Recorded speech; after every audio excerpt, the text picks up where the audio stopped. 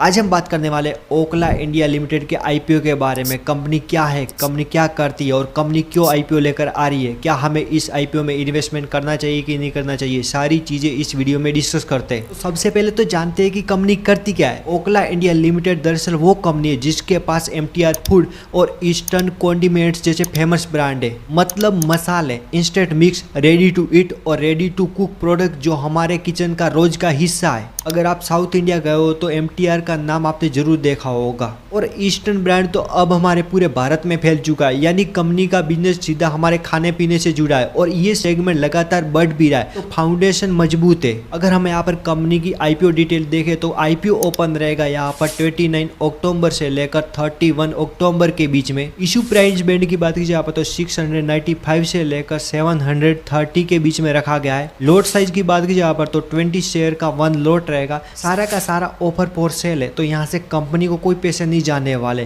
Total issue size की बात कीजिए यहाँ पर तो 1667 करोड़ का आईपीओ रहेगा। एम्प्लॉय को यहाँ पर 69 रुपीज का डिस्काउंट दिया गया है। ये आईपीओ एनएससी और बीएससी पे दोनों पे लिस्ट होगा और लिस्टिंग डेट रहेगी यहाँ पर 6 नवंबर। अब जल्दी से कंपनी के पॉजिटिव और रिस्क की बात कर लेती है, कंपनी में क्या पॉजिटिव है और क्या नेगेटिव है। अब पॉजिटिव की बात कीजिए यहाँ पर तो एमटीआर और ईस्टर्न जैसे ब्रांड पहले से ही घर घर में मौजूद है। फूड प्रोसेसिंग इंडस्ट्री भारत में तेजी से बढ़ रही है। ओखला एएसए नॉर्वे की पेरेंट कंपनी का अनुभव इसे एक्सपर्ट मार्केट में बढ़त देता है। अगर हम यहाँ पर रिस्क की बात की जाए तो कंपनी जो आईपीओ लेकर आ रही है पूरा का पूरा ओएफएस है, यानी कि कंपनी में कोई पैसे नहीं आने वाले, यानी कि बिजनेस एक्सपेंशन के लिए कोई फंड नहीं आने वाला। मसाले और पैक्ड फूड सेक्टर में प्रतिस्पर्धा बहुत तेज है। एमडीएच, एवरेस्ट, टाटा सैम्पन जैसे बड़े प्लेयर पहले से ही मैदान में है। रॉ मटेरियल बढ़ने पर कंपनी के पेट मार्जिन पे सीधा असर होगा, इससे कंपनी का रेवेन्यू गिरेगा। तो अब देखते हैं कि कंपनी के फाइनेंशियल कैसे। अगर एसेट की बात की जाए तो एसेट इनके ऊपर नीचे रहते हैं। टोटल इनकम की बात की जाए पर तो टोटल इनकम लगातार ही बढ़ रही है। प्रॉफिट आफ्टर टैक्स की बात की जाए पर तो 2030 में इनका था 340 करोड़ के आसपास, जो 2024 में 33% गिर जाता है। और एबिटा की बात की तो एबिटा लगातार ही ग्रो कर रहा है। नेटवर्थ भी यहाँ पर